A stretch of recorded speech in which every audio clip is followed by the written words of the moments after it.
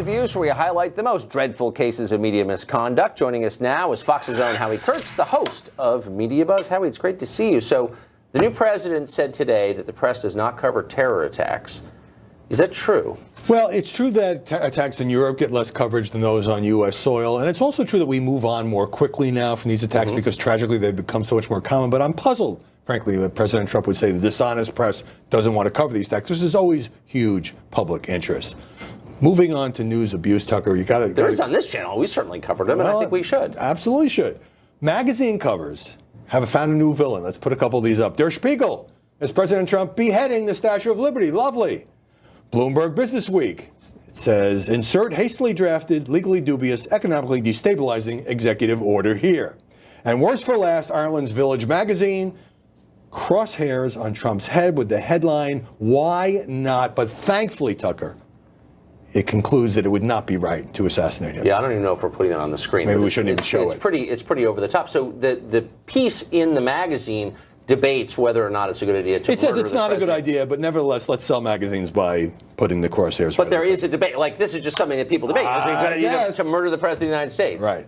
Now, the Washington Post over the weekend backed off an article about Steve Bannon supposedly marching himself over to Homeland Security and telling Secretary John Kelly that he couldn't exempt green card holders from the president's travel ban, and then being on a 2 a.m. conference call. None of that was true. And I talked to White House spokesman Sean Spicer, who told me the following. For a paper that's criticized us about the use of facts, the idea that they didn't follow basic journalist standards and then excuse their pathetic reporting is unbelievable. The problem is the reporter Josh Rogan didn't call the White House for comment. The paper did put out an editor's note, updated the story of Spicer's comments. Spicer still wants an apology. So, I mean, typically, going back 100 years, the protocol was if you're writing about the White House, you call them to see what they think. But if you consider them morally reprehensible, I guess you don't have to, right? Well, especially if you have a story based on unnamed sources in which you're making allegations against top officials and we're in meetings and phone calls, you know, you would want to have a chance for them to punch back, if only to protect yourself. So I don't get, like, not calling for comment. To me, it's journalism 101. Now, there was a story that made the rounds. The Fox station in Detroit reported this. It was picked up by BuzzFeed, New York Daily News, kind of around the world. An Iraqi refugee in Michigan claimed that his mother died because of Trump's temporary travel ban when he was trying to bring her from Iraq to the U.S. for medical treatment. She died because of him, this man said.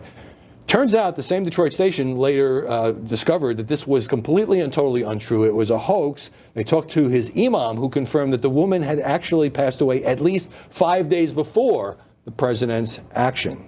Interesting. But what's even more interesting is the assumption that undergirds it, which is the U.S. government has a moral responsibility to let in people, anyone, you know, there's a lot of sick people around the world. And by the way, I feel sorry for anyone who dies trying to seek medical care. On the other hand, it's the United States' responsibility to admit anyone who wants medical care. I mean, what is the assumption here? Well, the assumption would be that she could have come if it wasn't for this arbitrary and heartless temporary ban. And, you know, the idea is if you can find emotionally wrenching cases, and there have been some of people stuck at airports and so forth. Sure. Okay.